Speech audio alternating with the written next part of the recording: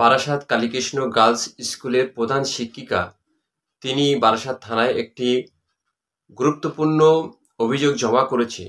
যে অভিযোগটা শুনলে আমি অবাক হয়ে যাব। বর্তমান এই শিক্ষার অবক্ষয় সমাজে এরকম একজন স্বনামধন্য শিক্ষিকা, যার অনেক সুনাম আছে মার্কেটে বা পরিবেশে, সেই মৌসুমী সেনগুপ্ত ম্যাডামকে তার হোয়াটসঅ্যাপে একটি পাকিস্তানি কোড দিয়ে নাম্বারে নানা রকম অশ্লীল ছবি তার বারবার তার হোয়াটসঅ্যাপে আসছে।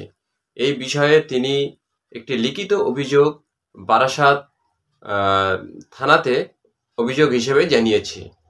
কিন্তু ঘটনাক্রমে একটি কথা মনে রাখতে হবে, কিছুদিন পূর্বে এই মৌসুমী সেনগুপ্ত বর্তমান ছাত্রছাত্রীদের শিক্ষার প্রতি যে একটি অমনোযোগী এবং সোশ্যাল মিডিয়ার প্রতি যে একটি গভীর মনোযোগের একটা প্রভাব পড়েছে, সেই প্রভাব মুক্ত করে আদর্শ শিক্ষায় শিক্ষিত করার জন্য তিনি তার স্কুল চত্বরে একটি নির্দেশ দিয়েছিলেন। যে সমস্ত মেয়েরা স্কুলে 11-12-এ পরে যারা ফোন নিয়ে আসে, তাদের স্কুলে ফোন নিয়ে আসা যাবে না এবং ইনস্টাগ্রাম বা সোশ্যাল মিডিয়ায় কোনো অ্যাক্টিভ থাকা যাবে না পড়াশুনো চলাকালীন, বা কালীকৃষ্ণ গার্লস স্কুলে যে সমস্ত মেয়েরা পড়ে তাদের সোশ্যাল মিডিয়ায় অ্যাক্টিভ থাকা যাবে না। এটি তিনি শুধুমাত্র ছাত্রছাত্রীদের পড়ার মনোযোগটা বাড়ানোর জন্য এবং পড়ার প্রতি মনোযোগী করার জন্যই করেছিল। এটা নিয়ে বেশ কিছু ছাত্রছাত্রী তারা হেড ম্যাডামের বিরুদ্ধে উল্টোপাল্টা বলেছিল। সেই ঘটনা প্রসঙ্গে কি এটা হয়েছে? এ বিষয়ে মৌসুমী সেনগুপ্ত অর্থাৎ হেড ম্যাডাম তিনি কি বলছেন, চলুন আমরা শুনে নেই।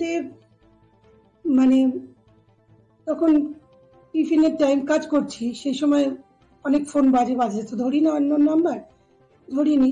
তারপরে হোয়াটসঅ্যাপ এলো, সেটা তখন দেখা হয়নি, ক্লাসে যাওয়ার আগে সেটা দেখলাম।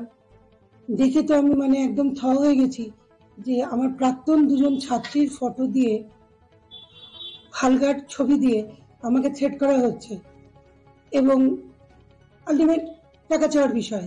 আমি সঙ্গে সঙ্গে বিষয়টা থানায় জানালাম, যাদের যে ছাত্রীদের দিয়েছে তাদেরকেও জানালাম এবং থানায় জানালাম। কিন্তু ঘটনা হচ্ছে, যে ফোন থেকে এগুলো এসছে সেই ফোন কিন্তু অনলাইন দেখাচ্ছে, অথচ তার নাম্বারটা ট্রু কালারে দেখাচ্ছে পাকিস্তান। এবার জানি না, পাকিস্তানের নাম্বারই নিশ্চয়ই +92 দিয়ে শুরু, পাকিস্তানি হয়, ট্রু কালারে দেখাচ্ছে, হয়তো পাকিস্তানের সিম তুলে কেউ করছে। কিন্তু এই চেনা জানার মধ্যে, কারণ যে দুজন ছাত্রীর এটা পাঠিয়েছে প্রাক্তন ছাত্রীর, তার মধ্যে একজন বিবাহিত, তাকে নিয়ে আমি চিন্তা করি না, সে আমার প্রথম জীবনের ছাত্রী। কিন্তু আরেকজন কিছুদিন আগে পাশ করলো, অবিবাহিত এবং এখনো পড়াশোনা করছে। এবার তারটা নিয়ে আমি তো স্বাভাবিকভাবে চিন্তিত। এরকম ভাবে দিয়েছে, ভবিষ্যতে তো এগুলো তো তেমন কারোর কাছে গিয়ে পড়লে খারাপ একটাই হতে পারে। যদিও এই যে পাঠিয়েছে সে শুধু নোংরা তাই নয়, সে অশিক্ষিত। কারণ ফটোশপে কাজ করলে মুখটা বসালে কিন্তু বোঝা যায় না, কিন্তু এমন করে কেটে বসিয়েছে যে বোঝা যাচ্ছে আলাদা সুপার ইম্পোজ করা হয়েছে। কাজে এ শুধু নোংরা নয়, অশিক্ষিত, এই টাকা রোজগারের এটার পদ্ধতি, কিন্তু ভুল জায়গায় করে ফেলেছে। আমি তো 2000-5000 টাকা দূরের কথা, আমি তো 2 টাকাও দেবো না, উল্টে আমি তো এতে ধরাতে চাই। থানায় জানিয়েছি, মিডিয়াকেও আমি জানাচ্ছি এবং সবার কাছে আমার এটাই অনুরোধ যে এই ছেলেটাকে ধরা হোক যে এটা পাঠিয়েছে। কারণ না হলে তো আরো অনেকে সর্বনাশ করবে। আমাকে পাঠিয়েছে, আমি নয় সামনে আসছি, কিন্তু অনেক বাচ্চা মেয়েকে পাঠালে তাদের মায়েরা কিন্তু সামনে আসবে না, তারা ভয় পাবে, এটা কিন্তু খুব স্বাভাবিক।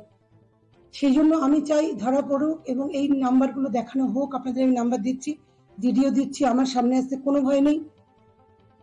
একে ধরা হোক এবং ব্যবস্থা না হোক যাতে অন্য কোনো মেয়ের ক্ষতি করতে না পারে। এবং আমার ধারণা, আমার বর্তমান মেয়েদের আমি ইনস্টাগ্রাম ফেসবুক বন্ধ করাতে বেশ কয়েকজন আমায় গালিগালাজ করেছিল এবং তারা জানিয়েছিল তারা আর কি তাদের নাকি বয়ফ্রেন্ড।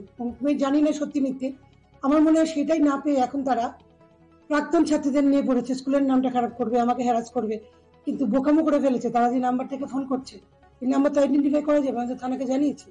আর যদি থানা নাও করে, আমি চাই আপনারা সবাইকে নাম্বার জানান, একে ধরা হোক, এর শাস্তি হোক।